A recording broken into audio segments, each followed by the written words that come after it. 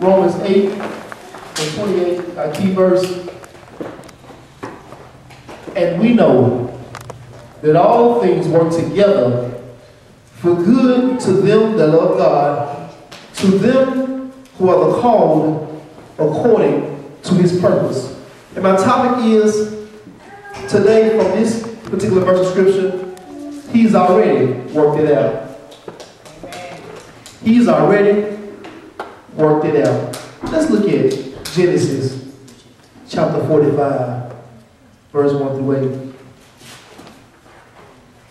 It said, then Joseph could not refrain himself before all them that stood by him. And he cried, cause every man to go out from me.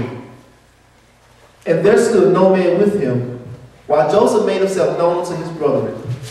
And he wept aloud, and the Egyptians in the house of Pharaoh heard. And Joseph said to his brethren, I am Joseph. Doeth my father yet live? And his brethren could not answer him, for they were troubled at his presence. Now this is, before I continue to read further, we know this is a very familiar story of Joseph, son of Jacob. You know, at this time, there was a famine in the land, and Joseph had risen to prominence in Egypt. He was a prince in Egypt. Joseph ended up there because he was a dreamer, and he dreamed he was the most beloved son of his father. His father loved him more than all his other brethren. And his brother, they hated Joseph to the point that they wanted to kill him. But I believe it was Reuben who stood up and said, don't kill him, let's just sell him into slavery. And they sold Joseph into slavery, and they told the father that he had been mauled by an animal because they took the coat that his dad had given him, the coat of many colors, and they took an animal, they killed the animal and put the blood of the animal on the coat, and told his father that Joseph had been mauled by an animal, your son is dead. And so during this time, another chapter began to open up in Joseph's life. We didn't follow anymore along the lines of his brothers and his father. And so, as far as they were concerned, they thought Joseph was in slavery or he could have been killed or anything. But as far as they were concerned, Joseph had no more existence. They had shut the mouth of this dreamer. See, but Joseph had dreams that God had given him. And when Joseph was telling them the dreams that he had, they didn't understand why he was saying the things that he was saying. But God had given him the dream. And they hated Joseph the more because of the things that God was showing him.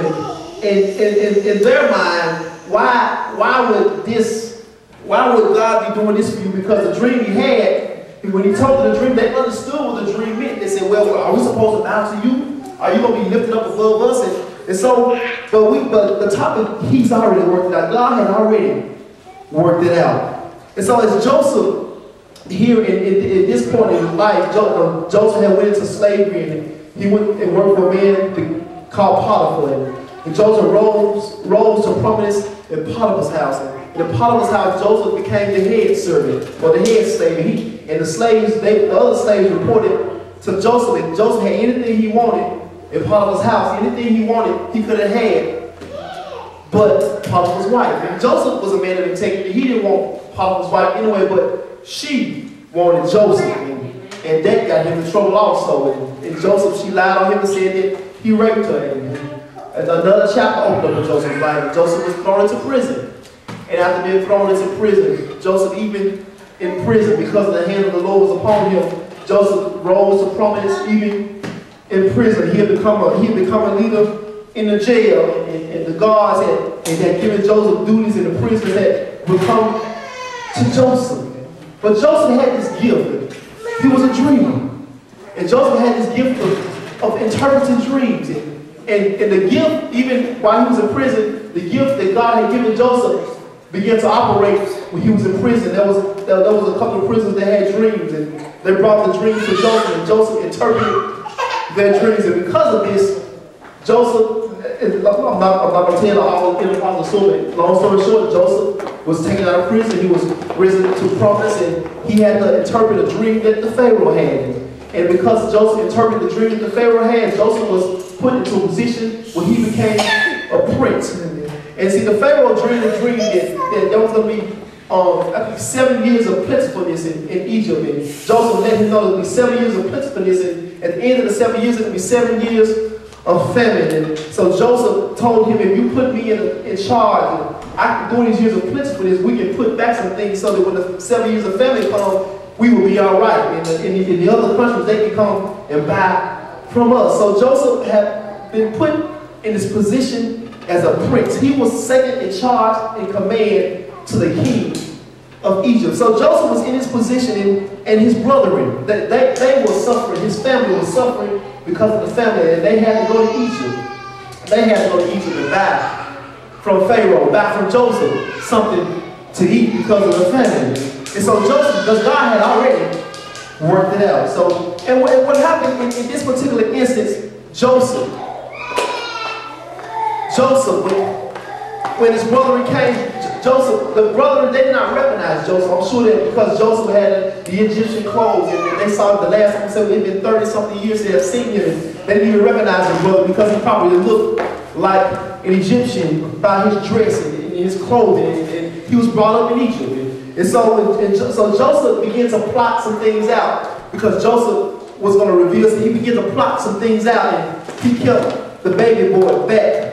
He put a cup, one of his cups in their sacks, and made it look like the baby boy had stole something. And so we, at this point now, they had come back for their baby brother. And so Joseph, at this point, he was in the room. We say in verse 40, chapter 45, the first verse, that then Joseph could not refrain himself before all of them that stood by him. Joseph had become very emotional at this point because he could not stand to be before his brother's presence any longer. Though his brethren had sold him into slavery, though his brethren had hated him, Joseph was still a man of high character. He was a man of integrity. And so Joseph still loved his brethren. And at this point, even though he had taken them through all these changes, at this point, Joseph could not refrain himself. Joseph had become very emotional before him. So he said, cause every man to go out from me. Look, everybody get out of the room. Now, he was a king. So when he was a king, I'm sure he had servants and all these people around him, or all these people in the room because he was a king. And the king got servants around him. He got all these people around him. So Joseph said, clear the room, get everybody out, because he didn't want nobody to see him